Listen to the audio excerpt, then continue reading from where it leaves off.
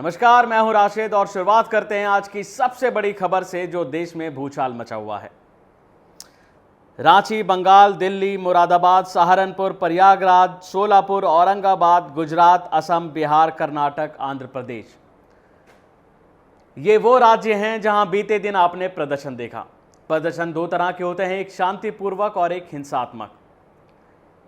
जो आपने कल पूरे दिन टीवी चैनलों में देखी वो कौन सा प्रदर्शन था, वो तस्वीरें कौन से प्रदर्शन की थी? जाहिर है कि एक कौम का गुस्सा उबाल बन गया और एक बार एक कौम को टारगेट करते करते जब हद हो जाए तो वो सड़कों पर आने को मजबूर हो गए। ये दलील दी जा सकती है, लेकिन तमाम जुल्मों के बावजूद भी अहिंसा का रास्ता अपनाना चाहिए। अगर आपके साथ कुछ गलत हो रहा है, किसी इंसान के, परिवार के, किसी कौम के खिलाफ कुछ अगर गलत हो रहा है तो आपको आवाज उठानी चाहिए, कानूनन रूप से, संविधान के रूप से, संवैधानिक तरीके से, ना कि कल जो हुआ। कल आपने कहां कहां प्रदर्शन देखा और इसके बाद आपने सरकार को एक और मौका दे दिया।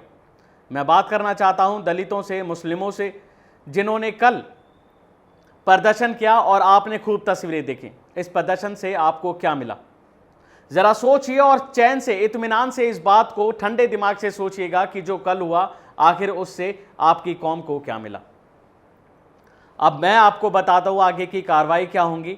सरकारें एक्शन लेंगी, एफआईआर दर्ज करेंगी, आपकी नस्लों की जिंदगियां बिगड़ेंगी, जेल जाएंगे, मुकदमा चलेगा, सारी जिंदगी तारीखों पे गुजारनी पड़ेंगी, घरों पे बुलडोजर चलेंगे, पत्थरबाजी के वीडियो वायरल हो रहे हैं, अब नाम वायरल होंगे, तमाम जगहों से लिस्टें वायरल होंगी जिन पर एफआईआर दर्ज होंगी, जिन पर सरकारें कार्रवाई करेंगी। और वो कौन सी सरकारें हैं ये आप बखूबी जानते हैं। जरा सोचिए, रांची में जो हंगामा हुआ वहां पर पत्थरबाजी का जो वीडियो सामने, और पत्थरबाजी केवल एक ही जगह नहीं हुई बल्कि कई जगह हुई है। प्रयागराज में भी हमें देखने को मिला है। रांची में सबसे बुरा मामला देखने को मिला है जहां पुलिस ने एक को गोली मारी, मुदस्सिर नाम है उसका, और वो जान से चला गया है। 8-10 लोग घायल हो गए हैं और भी कई जगह से घायल होने की खबर आ रही है। लेकिन आखिर इन सब से क्या मिलेगा? जरा सोचिए, प्रदर्शन किस तरह से किया जाता है। सीखिए उन किसानों से जो साल भर से ज्यादा लंबे समय तक प्रदर्शन करते हैं और 700 से ज्यादा किसान मर जाते हैं, अपने प्राण गंवा देते हैं, और तब जाके सरकार उनके आगे झुकती है। क्या आप ऐसे झुका सकते हैं?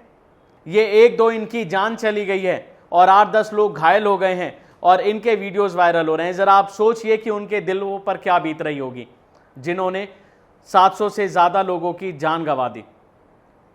मुदस्सिर की इसमें जान चली गई। जरा पूछिए उसके परिवार से, अगर वो शांतिपूर्वक प्रदर्शन में शामिल होता तो क्या आज उसके साथ ऐसा होता? जाहिर है कि इस पर पुलिस प्रशासन पर सवाल उठेगा, उसकी कार्यशैली पर सवाल उठेगा। ये वीडियो कुछ सेकंड का देखिए जिसमें पुलिस वालों को कहा जा रहा है कि सर गोली मारिए ना। उन्हें उकसा कौन रहा है? कौन उन्हें प्रोवोक कर रहा है कि गोली चलाने के लिए? सामने से पत्थर आ रहे हैं तो पुलिस लाठी चार्ज करेगी, आंसू गैस के गोले दागेगी, रबड़ की गोलियां चलाएगी ताकि भीड़ को काबू में किया जा सके। पुलिस ने सीधे गोली चला दी और उसकी जान चली गई। कई लोग घायल हैं। अब आपको मैं आगे की कार्रवाई बताता हूं कि इसमें आगे क्या होगा। अब यूपी में मामले दर्ज होंगे, लिस्टें निकलेंगी जिसमें तमाम लोगों के नाम सामने आएंगे और फिर मुद्दा उठेगा कि एक ही समुदाय के खिलाफ कार्रवाई हुई। जाहिर है इसमें एक ही समुदाय प्रदर्शन कर रहा था तो कार्रवाई भी एक ही समुदाय के खिलाफ होगी। जरा आप लोगों को यह सोचना चाहिए कि आखिर हम आवाज उठाएं तो उठाएं कैसे? क्या हमारा मजहब इतना कमजोर है कि अगर कोई एक भी अपशब्द बोलेगा, एक नबी की शान में अगर गुस्ताखी करेगा तो उस नबी के नाम पे इतना बड़ा हिंसा का प्रदर्शन करेंगे? सोचना चाहिए। जो अमन चैन के सबसे बड़े पैगंबर थे, जिन्होंने इस्लाम फैलाया, जिन्होंने अमन चैन की बातें सुनाई, उनके नाम पे आखिर किस तरह से प्रदर्शन हुआ ये सोचना चाहिए। क्या वो इसके पक्ष में थे? सोचना चाहिए। तमाम जाहिर है कि नुपुर शर्मा ने जो कहा वो गलत कहा। अगर सरकार वक्त रहते ही उस पे एफआईआर, उसकी गिरफ्तारी करती, क्योंकि अगर कोई और किसी और धर्म के खिलाफ बोलता है तो उस पर तुरंत कार्रवाई हो जाती है, लेकिन नुपुर शर्मा पे क्यों नहीं हुई? नवीन जिंदल पर क्यों नहीं हुई? सवाल बनता है पुलिस प्रशासन पर, सरकारों पर। आप सवाल उठाइए, सवाल दागिए, आप प्रदर्शन कीजिए, शांतिपूर्ण तरीके से बाहर निकलिए, सड़कों पर जाइए और कानूनन लड़ाई लड़िए। देखें आपको कौन रोक सकता है। लेकिन अगर आप ऐसा करेंगे तो जाहिर है आप सरकारों को मौका दे रहे हैं, अपने आने वाली नस्लों को आप उनका फ्यूचर बिगाड़ रहे हैं, आप अपना टाइम खराब कर रहे हैं, आप पैसा बर्बाद कर रहे हैं। अब आप मुकदमे लड़ेंगे, अदालतों में जाएंगे, आपका पैसा बर्बाद होगा, आपके घरों पर बुलडोजर चलेंगे। जरा सोचिए कि आपको कौन सा रास्ता अपनाना चाहिए। अगर नुपुर शर्मा ने कुछ गलत कहा है तो उसे सजा देने के लिए पुलिस प्रशासन है, कानून है। जाहिर है कि देरी हो रही है वो इसलिए क्योंकि उन्हें शय मिल रही है। अगर वो किसी और मजहब से ताल्लुक रखती तो अब तक गिरफ्तारी हो जाती।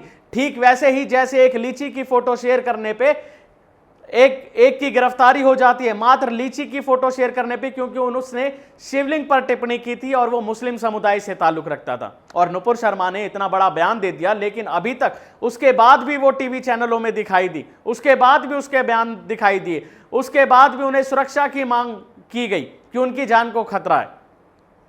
क्या आप ऐसा समझते हैं? आप कहां ले जाना चाहते हैं देश को? आप कहां ले जाना चाहते हैं अपनी कौम को? क्या ऐसे कौम की तरक्की होगी? मुस्लिम समाज आखिर नबी के नाम पे इतना बड़ा उन्होंने प्रदर्शन किया, क्यों वो शिक्षा के नाम पे नहीं करता? क्यों वो स्वास्थ्य के नाम पे नहीं करता? क्यों पेट्रोल डीजल की कीमतों के विरोध में नहीं करता? क्यों देश के आर्थिक हालातों के विरोध में नहीं करता? जरा सोचिए। पत्थर नहीं कलम उठाइए साहब और बोलना सीखिए और जुड़ना सीखिए,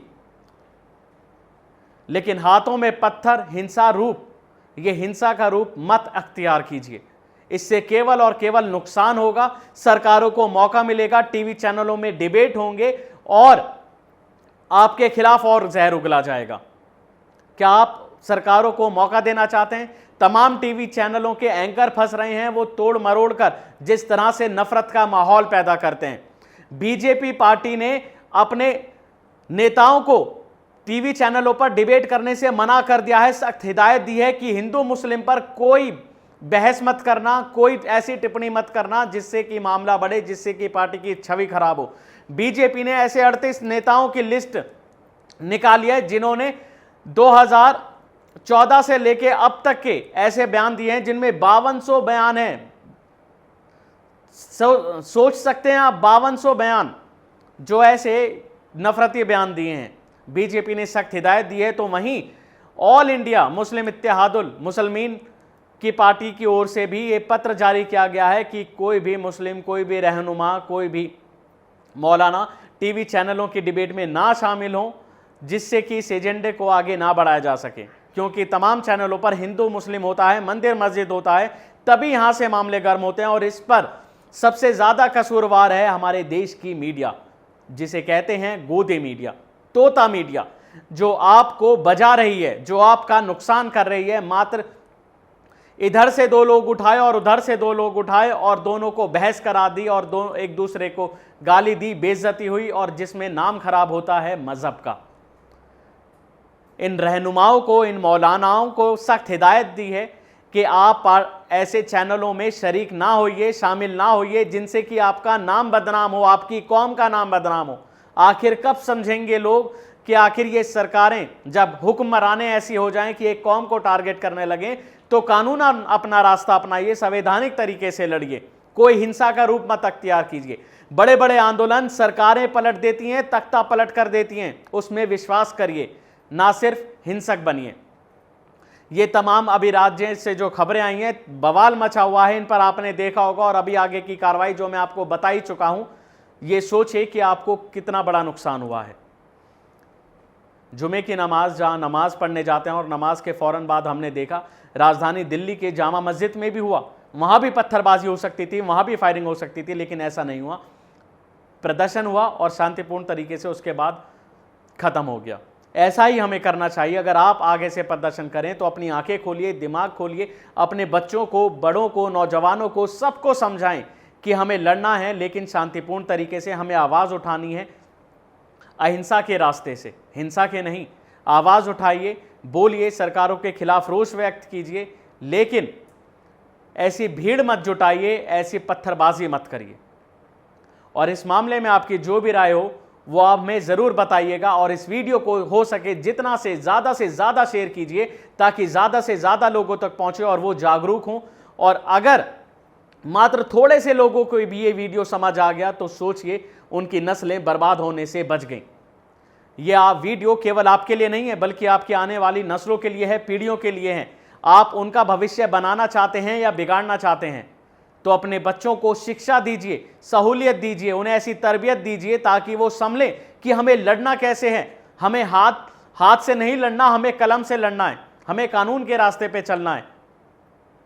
ये ज़रा वीडियो ज़्यादा से ज़्यादा शेयर कीजिए और फैलाइए ताकि ज़्यादा से ज़्यादा लोगों के बीच जागरूक पैदा हो।